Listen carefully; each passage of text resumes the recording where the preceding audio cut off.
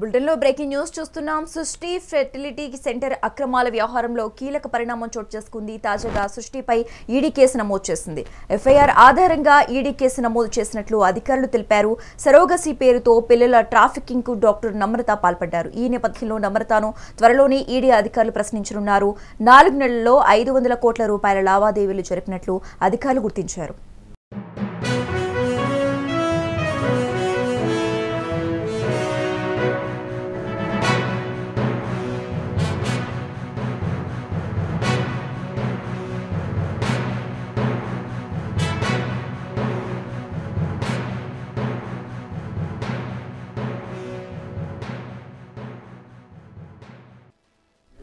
సృష్టి fertility centre అక్రమాల వ్యవహారంలో కీలక పరిణామం చోటు చేసుకుంది. తాజాగా సృష్టిపై ఈడీ కేసు నమోదు చేసినట్లుగా తెలుస్తోంది. అయితే ఎఫ్ఐఆర్ ఆధారంగా ఈడీ కేసు నమోదు చేసినట్లు అధికారులు తెలిపారు.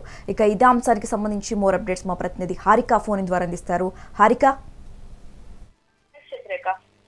తెలంగాణ రాష్ట్రంతో పాటు ఏపీలో సృష్టి ఫెర్టిలిటీ సెంటర్ ఇష్యూ సంచలనంగా మారిన విషయం మనకు తెలిసిందే. అయితే సరోగసి పేరుతో వారు చేసిన అక్రమాలు ఒక్కొక్కటిగా బయటకు వస్తూనే ఉన్నాయి. పోలీసుల విచారణ రోజుకు కొత్త కోణం బయటపడుతోంది శశిరేఖ. ఇందులో ముఖ్యంగా డాక్టర్ నమ్రతతో పాటు ఆమె బృందాన్ని పోలీసులు అరెస్ట్ చేసి సుదీర్ఘంగా విచారిస్తున్నారు. అయితే ఈ విచారణలో సృష్టి ఫెర్టిలిటీ సెంటర్ లో సరోగసి పేరుతో పిల్లల ట్రాఫికింగ్ చేసింది అని చెప్పేసి తేలింది. అయితే పెద్ద ఎత్తున మనీ లాండరింగ్ కు పాల్పడినట్లు దర్యాప్తులో తేలడంతో పాటు ఎన్ఫోర్స్మెంట్ డైరెక్టరేట్ ఈడీ రంగంలోకి దిగినట్టు తెలుస్తోంది. అయితే మొత్తం 4 నెలల్లోనే సుమారు 500 కోట్ల లావాదేవీలు జరిగాయని వారు గుర్తించారు. అయితే నిందితులు పిల్లలు లేని వారి నుంచి సుమారు 50 నుంచి 60 లక్షల వరకు వసూలు చేసి తమ వద్ద ఉన్న బాలికలను ఇతర బాలికలకు ఇచ్చినట్లు, ఇతర కుటుంబాలకు ఇచ్చినట్లు అధికారులు గుర్తించారు. అయితే ఈ స్కామ్ లో 25 మంది నిందితులు ఉండగా వాళ్ళ 5 డాక్టర్లు, 8 మంది ఇతర కార్యకర్తలు అని చెప్పేసి అంటున్నారు. అయితే డాక్టర్ నమ్రత ప్రధాన నిందితురాలుగా గుర్తించబడింది. అలాగే ఈడీ ఈ కేసును మనీ లాండరింగ్ చట్టం కింద నమోదు చేసి అక్రమ ఆర్థిక లావాదేవీలను పరిశీలిస్తోంది అని చెప్పేసి తెలుస్తుంది. అయితే ఈ సృష్టి కేసు సంచలనం తర్వాత తెలంగాణ ప్రభుత్వం కూడా ఒక డేగ కన్ను వేసిందని చెప్పుకోవాలి. ఎందుకంటే దాదాపు 60 నుంచి 70 ఫెర్టిలిటీ సెంటర్లను తనిఖీ చేయడానికి ఒక ప్రత్యేక కమిటీని ఏర్పాటు చేసింది శశిరేఖ. అయితే చూడాలి మరి ఈడీ ఎలాంటి డీటెయిల్స్ బయటకు తీసుకొస్తుంది అనేది. ఇప్పటికైతే దాదాపు 500 కోట్లు లావాదేవీలు జరిగాయి అని చెప్పేసి అయితే చెప్తున్నారు.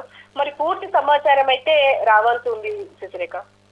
ఇది ఈ నేపథ్యంలోనే ఈడీ అధికారులు ప్రశ్నించే అవకాశం ఏమైనా ఉంది అంటారా నమ్రతను? ఎందుకు అని అంటే ఆల్రెడీ తెలిసిందే మనకు ఇప్పటి వరకు పేషెంట్లని అంటే ఆవిడ దగ్గరికి వచ్చిన పేషెంట్లను మాత్రమే మోసం చేసింది అని అనుకున్నాము. కానీ ఇక్కడ చూస్తే ఇటు సరోగసి, ఇల్లీగల్ సరోగసి చేయడంతో పాటు ఇటు మనీ లాండరింగ్ చేసింది అని చెప్పేసి ఆరోపణలు పెద్ద ఎత్తున వస్తున్నాయి. మరి 500 కోట్ల లావాదేవీలు ఎలా జరిపారు, అసలు ఈమె వెనుక ఎవరెవరు ఉన్నారు, ఇంకా పెద్ద ముఠా ఏమైనా ఉందా, ఇంటర్నేషనల్ లెవెల్లో ఎవరైనా ఉన్నారా అన్న కోణంలో ప్రస్తుతం ఇటు పోలీసులు కావచ్చు, ఇటు ఈడీ విచారణలు అయితే చేపట్టింది. అయితే మరి ఈడీకి పిలిచి ఎలాంటి విచారణ ఇస్తారో చూడాలి. ఎందుకంటే ఈడీ మనకు ఎలాంటి ఇన్ఫర్మేషన్ బయటికి లీక్ అవ్వకుండా వాళ్ళు వేసే ప్రశ్నలు అంటే అసలు అక్కడ ఎదురుగా కూర్చున్న వ్యక్తికి ఎలాంటి ప్రశ్నలు వేయాలనేది ఆల్రెడీ వాళ్ళు ప్రిపేర్ అయ్యి ఉంటారు. పైగా వాళ్ళకు వేసిన క్వశ్చన్ డిఫరెంట్ వేస్ లో వేస్తూ ఉంటారు. కాబట్టి ఖచ్చితమైన ఆన్సర్ అయితే ఆమె నుంచి రాబడతారని తెలుస్తోంది. ఎందుకంటే ఇప్పటికే డాక్టర్ నమ్రత రోజుకొక మాట చెప్తూనే ఉన్నారు. పైగా మీడియా ముందుకు వచ్చిన ప్రతిసారి అసలు నన్ను కావాలని నిరికించారు, ఒక ఆర్మీ వ్యక్తి నా మీద పోలీస్ కేసు పెట్టారు అని చెప్పి ఇలాంటి మాటలు చెప్తూ వస్తున్నారే తప్ప ఒక ఖచ్చితమైన ఆన్సర్ ఎక్కడ చెప్పలేదు. కాబట్టి ఖచ్చితంగా ఎవరైతే ఈమెతో పాటు 25 మంది ఉన్నారో ఆ 25 మందిని కూడా విచారిస్తున్నారు. కాబట్టి ఇప్పుడు పూర్తి డీటెయిల్స్ వచ్చే అవకాశం అయితే ఉంటుంది. ఎందుకంటే ఇప్పటికైతే ఈ ఫెర్టిలిటీ సెంటర్ల మీద అయితే ఆల్రెడీ ఇటు ప్రభుత్వం ఒక కన్నేసి ఉంచింది. అలాగే ఒక కమిటీని ఏర్పాటు చేస్తుంది. ప్రతి ఫెర్టిలిటీ సెంటర్ మీద ఇప్పుడు తనిఖీలు చేస్తాము అని చెప్పేసి అంటున్నారు. సో ఇట్లాంటివి ఇంకా బయటపడే అవకాశం అయితే ఉంటుంది శశిరేఖ. హారిక, 4 నెలల్లో 500 కోట్లు సంపాదించడం అనేది అసలు కాని పని. అటువంటిది ఈమె 4 నెలల్లో 500 కోట్ల రూపాయలు సంపాదించింది అని అధికారులు కూడా గుర్తించడం జరిగింది. మరి దీని వెనక ఉన్నతాధికారులు ఏమైనా సపోర్ట్ ఉన్నారంటారా ఎవరైనా? డెఫినెట్ గా ఇప్పుడు ఖచ్చితమైన సమాధానం అయితే ప్రస్తుతం ఇప్పుడు లేదు, కానీ ఫ్యూచర్ లో వచ్చే అవకాశం అయితే ఉంటుంది. ఎందుకంటే ఈమెతో పాటు ఇంకో 8 మంది డాక్టర్లు ఉన్నారు అని అంటే ఇంకా హయ్యర్ అఫీషియల్స్ ఎవరైనా ఉన్నారా అన్న కోణంలో కూడా ప్రస్తుతం దర్యాప్తు చేపట్టారు పోలీసులు. అలాగే ఇంకా ఈమె వెనక ఏదైనా ఇంటర్నేషనల్ ముఠా ఇదే ఇల్లీగల్ ట్రాఫికింగ్ కి సంబంధించి ఎవరైనా ఉన్నారా, ఏదైనా ముఠా ఉందా? ఎందుకంటే ఇప్పటికే అండర్ గ్రౌండ్ లో ఇంకా ఇలాంటి చైల్డ్ ట్రాఫికింగ్ జరుగుతుంది అన్న సమాచారం అయితే ప్రస్తుతం ఉంది. మరి అలాంటి వాళ్ళతో ఏమైనా సమాచారం ఏమైనా కమ్యూనికేషన్ పెట్టుకున్నారా? ఆ కమ్యూనికేషన్ ఎలా పెట్టుకున్నారు, ఎవరెవరితో పెట్టుకున్నారు? ఒకవేళ ఇప్పుడు ఇక్కడే ఓన్లీ హైదరాబాద్ ఇటు తెలంగాణ ఇటు 2 తెలుగు రాష్ట్రాల్లోనేనా, లేకపోతే ఇతర రాష్ట్రాల్లో కూడా పెట్టుకున్నారా?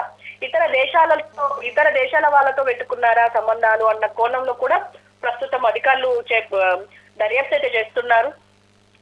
Okay, right. Thanks for the updates Harika.